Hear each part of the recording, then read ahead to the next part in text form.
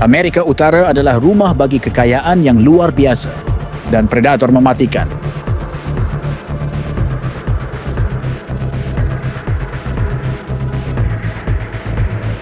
Tapi satu spesies menjulang di atas segalanya.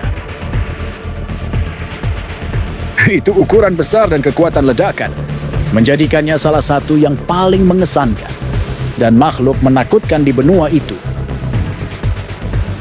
Saya melihat hewan ini mendatangi kita. Anda melihat gigi dan Anda melihat cakar. Saya ingat berpikir, oh, begitulah rasanya ketika dagingmu terkoyak. Dan kamu mulai sadar, kamu diserang oleh beruang grizzly. Beruang grizzly adalah salah satu karnivora darat terbesar. Di Amerika Serikat, wanita dapat menimbang sebanyak 200 kg, sedangkan jantan diketahui mencapai hingga setengah ton. Sudah menjadi kehadiran yang tangguh, setinggi 1,5 meter dengan merangkak. Grizzlies jantan menjulang setinggi hampir 3 meter ketika berdiri untuk mengamati medan. Meskipun dimensinya menakutkan, beruang adalah omnivora yang menghabiskan sebagian besar waktunya untuk memakan serangga, ikan beri dan kacang-kacangan. Ketika ia memakan mamalia besar, itu biasanya rusa dan rusa. Pernah menjadi mamalia besar ini dapat ditemukan di seluruh daerah pegunungan, dari benua barat Amerika Serikat, Alaska, dan Kanada. Tapi hari ini perambahan manusia telah secara drastis mengurangi domain grizzly. Dan jumlahnya hanya 50.000 grizzlies yang berkeliaran di Alaska dan Kanada. Dan kurang dari setubio ditemukan di kantong 48 negara bagian yang lebih rendah, termasuk Wyoming, Idaho, Washington, dan Montana. Montana adalah lokasi serangan terhadap Johan dan Jenna.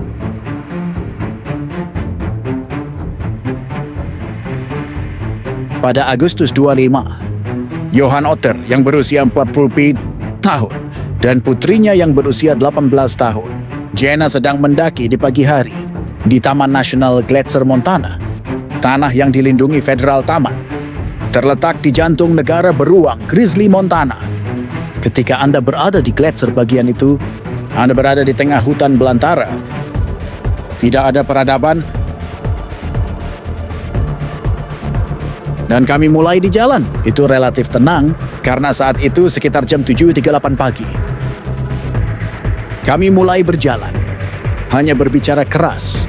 Tindakan pencegahan umum ketika Anda berada di negara beruang grizzly adalah untuk membuat kebisingan, sehingga Anda memperingatkan hewan apapun yang ada di sekitar Anda bahwa dari kehadiran. Dan itu sekitar 2 jam setelah pendakian kami, ketika kami tiba di sudut Butte. Dan datang dari arah yang berlawanan adalah induk beruang grizzly dan 2 anaknya, dan kami baru saja memukulnya sekitar 6 kaki jauhnya. Dan dia mundur 2 langkah dan mengatakan sesuatu seperti, "Oh tidak," dan tiba-tiba aku melihat hewan ini berlari ke arahku. Dan itu menggigitku di belakang pahaku. Itu dimulai, bergerak seperti Anda boneka kain. Terjebak di antara beruang yang mengamuk dan penurunan 9 meter, Johan membuat keputusan hidup dan mati. Saya harus masuk ke tempat yang aman, dan pada dasarnya saya menyelam dari jalan setapak ke beberapa semak-semak, sekitar 20 kaki di bawah. Aman tapi babak belur parah. Sang ayah memanggil putrinya Jenna. "Turun ke sini, aman di sini." Saya tidak berpikir Jenna pernah mendengar saya, tapi Grizzly melakukannya. Saya ingat masih melihat beruang itu mengangkat kepalanya, menatapku dan hanya berlari ke bawah. Dan hewan ini memiliki kecepatan yang luar biasa. Meskipun ukurannya sangat besar, Grizzlies lebih cepat dari pelari Olimpiade. Mereka bisa berlari hampir 50 meter hanya dalam 3 detik dan berpacu hingga 3 km. Dengan kecepatan 55 km per jam,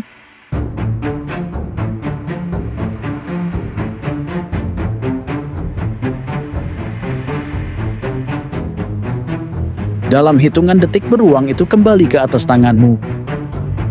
Beruang ada di atas ranselku, menarikku maju mundur, bolak-balik, dan itu menggali di atas tengkorak saya seolah-olah Anda tahu seekor anjing menggali tulang.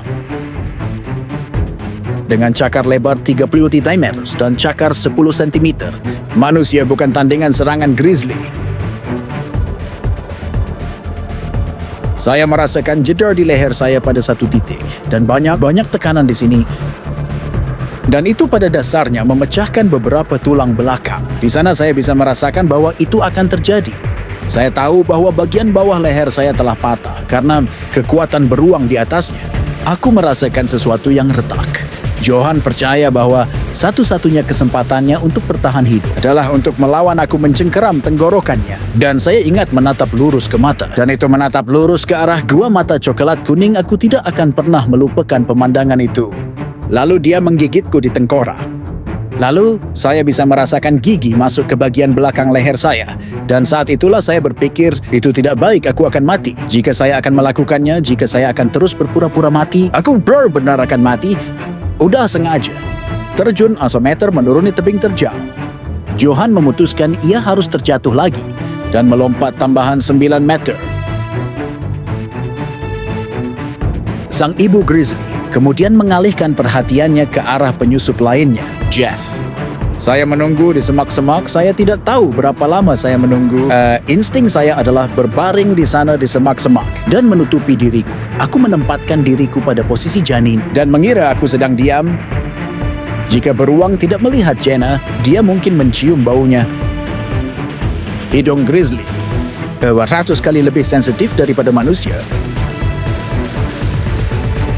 Itu mampu mendeteksi akar yang tumbuh di bawah tanah dan menangkap aroma makanan beberapa kilometer jauhnya. Dan saya ingat dengan jelas mendengar semacam itu di bawah napas semacam geraman. Dari sana baru saja mencapai ke bawah, seperti menggigit saya di sekitar kepala. Merobek saya ke samping pada saat itu. Mulutku robek benar-benar terbuka. Itu menggigit saya di bahu dan merobek saya ke arah lain. Beruang grizzly akan sering kabur begitu mereka mendeteksi manusia. Tetapi jika mereka terkejut, mereka mungkin menyerang. Selama 1 abad terakhir, beruang hitam dan beruang grizzly bersama-sama telah membunuh hanya 123 orang di Amerika Utara. Diyakini bahwa pertemuan dengan anak-anaknya, seperti milik Johan dan Jenna, memicu naluri keibuan grizzly betina.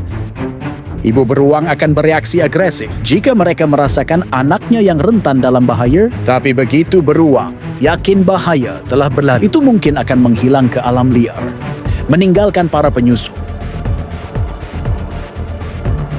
Jadi dalam kebanyakan kasus bermain mati adalah respon terbaik. Itu agak menatapku, semacam melihat bahwa saya berdarah dan saya tidak bergerak, bukan ancaman bagi anaknya, dan pergi begitu saja. Ya, Jenna dan Johan memperkirakan bahwa serangan gabungan mereka berlangsung kurang dari 5 menit. Ditemukan oleh pejalan kaki yang lewat. Mereka diterbangkan ke Seattle, Washington untuk perhatian medis darurat. Aku hanya tidak bisa menggerakkan lenganku. Itu karena gigitannya telah hilang. Sampai ke tulang dan kepalaku terasa sangat berdarah dan ditendang dengan darah. Dari itu menggigit di sekitar wajahku karena ada beberapa luka di sana dan saya sangat beruntung. Tapi ayahnya tidak. Mereka harus merawat sekitar 28 luka. Aku percaya ada 6 tulang belakang berbeda yang patah. 2 tulang rusuk patah di satu sisi. 1 tulang rusuk di sisi lain. Juga cakar beruang pasti mengenai mataku. Juga kamu tahu cakar beruang di kepalaku itu. Itu melepas UM60 hingga 80% dari kulit kepala saya. Saya kehilangan setengah darah saya saat saya berada di gunung. Juga saya mematahkan sesuatu di sini, mematahkan hidung saya. 4 minggu dan 6 operasi kemudian, Johan akhirnya keluar dari rumah sakit. Dan dengan bekas luka Johan dan Jenna, datang rasa hormat yang baru ditemukan untuk salah satu spesies paling mematikan di Amerika Utara.